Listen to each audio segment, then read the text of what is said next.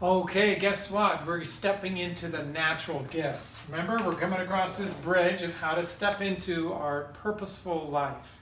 A life that has a deep understanding about who we are and our connection to life. One that matters, one that feels like it's meaningful and you have a direction. You're really dialed in and you carrying with you a certain medicine pouch. In my world of psychotherapy and mentoring, we use that metaphor sometimes. We have to have tools in our pouch for the different kinds of medicine for the people, and so our natural gifts are like that. We can't help ourselves with some of these gifts. Some people really take them for granted. Yeah, I know how to listen to a song on the radio and then reproduce it on a piano or a guitar or a trumpet without even thinking about it at first try. That's a natural gift. A skill is something you have to work at and work at and work at and work at. Okay, I gotta work on my slap shot. I gotta work on my slap shot. I gotta work on my slap shot. We're gonna get really good at being a slap shot. Nothing wrong with that. I'm just saying the difference between the two. Now we know hard work outperforms natural gift unless natural gift works hard. So we know that even if you have those natural gifts of being able to be musically inclined, let's say, a musical gift, or a dancing gift, or a gift of athletics, or a gift of teaching, it doesn't mean that you don't have to practice and get good at it and really become skillful. Yes, you do. They both need to work together. In fact, the hard work outperforms a natural talent unless that natural talent works really hard. Got it? Okay, so natural gifts, just some examples, right? You're thinking about them. One is, could be music. It could be art, right? It could be that you're also thinking about teaching,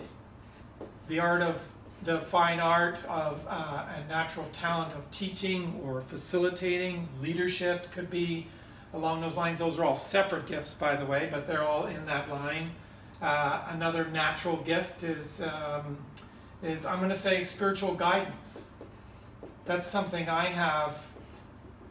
Spiritual guide.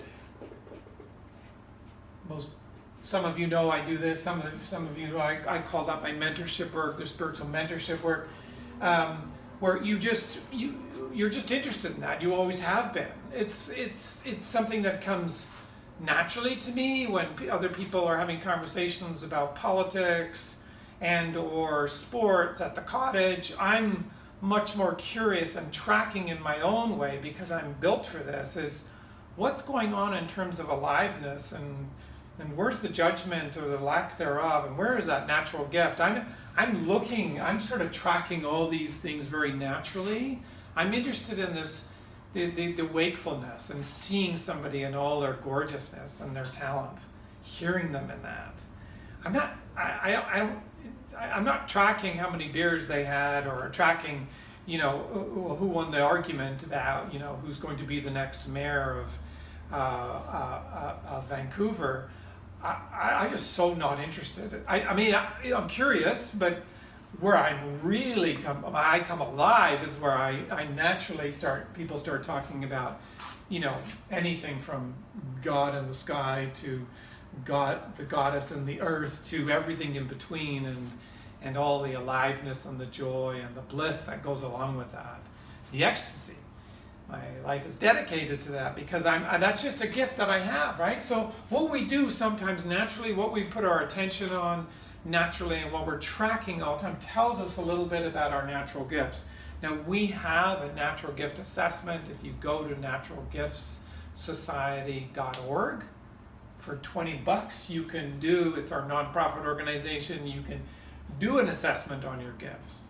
You can learn exactly what they are. We think that, and the way we think about it is you probably have anywhere from 3 to 5 major ones. You have some minor ones, but it's really good to be reminded if you've forgotten, if you're very much involved in a work job and you've forgotten what your natural gifts are, you can do that assessment.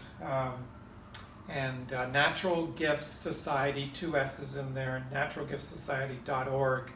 and you can do an assessment for 20 bucks, just punch in your credit card, and that's a bonus for the nonprofit of the Natural Gift Society.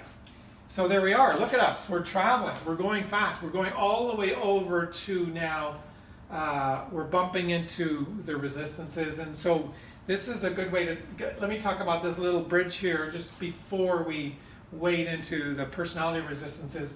So the thing about these are, they need to be strengthened. Yes, they need to be worked at. Yes, we've said that. They also are not to be confused with something that somebody else says that you are, but you don't have any connection with, right? Our natural gifts bubble out of. Remember, we're using that pebble in the pond. It just ripples out. The first drop in the ocean is your true nature. Then the essential qualities is the next ring out. Now your natural gifts are coming out. So all this to say is that stillness is important. Did I say that before? Stillness is important. Can we say it another way? Yes, stillness is important. Like you just constantly show up, right? You just keep bringing yourself back. You come back to one. Come back to you. You just keep coming back. So you develop a practice. Practice makes you a practitioner. Practice doesn't make perfect. And what you choose, sit by that cedar tree every day. Do a formal meditation, do an informal meditation, do prayer, do Joseph Campbell, who said follow your bliss. His spiritual practice was underlying words of sacred texts. He had the gift of spiritual guidance, and that was his practice. So, and if you're not sure about your practice, well then call me, okay? Because there's different kinds, different paths for different people, and if you don't know what you are, and therefore you never get to the stillness, okay, well come on, let's have a conversation. I'm asking you, begging you, because you know what, where we got to get to is the world needs you and your gifts and all your essential qualities and your stillness, and it is hiring big time right now. Have you noticed? There's a lot of fabulous things going on in the world, but there's also some great holes and desperate places in the world that could do with some genuine talent and some very authentic qualities of warmth and love and compassion showing up to help.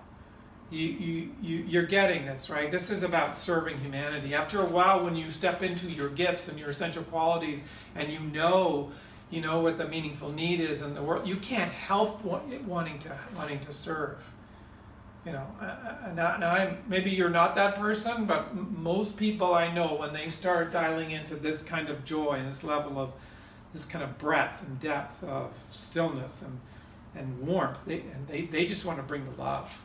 It's all about sharing the love. It's all about serving their families. They're not in some distorted way, right? So this is you have to come into your authentic nature, not someone else's authentic nature. You don't do what Buddha did.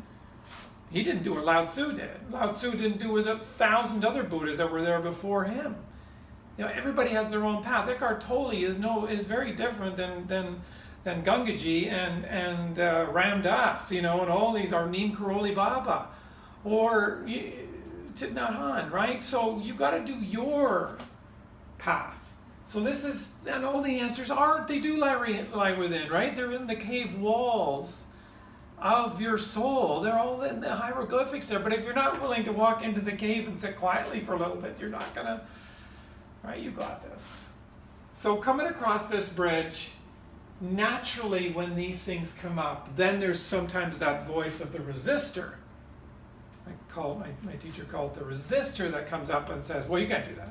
Well, you're not good enough.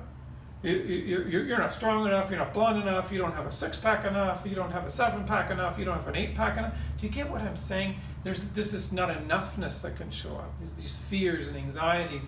Now, just noticing that as you start to do that, who are you to really deliver leadership and music and spiritual guidance to the world, right? Naturally, there's going to be that sort of internal shame and sometimes very much family or social media shame about who do you think you are kind of thing. So just saying out loud that, notice that. That's okay, notice it. Just, yeah, I hear you. Keep outlining your gifts, and tune in next time. We're going to we're going to tackle this. This is juicy stuff, and you're going to be surprised at how I talk about it in a way. Some of you not, some of you know me, but I'm going to talk about this in a way that you really can get a handle on it and you really work with it and get some traction around it. Okay, and that's my hope. Of course, you could say no, that's not my way, and that's fine. I would honor that, but some good practical things that you can do in the next video, right? See you there. Bye for now.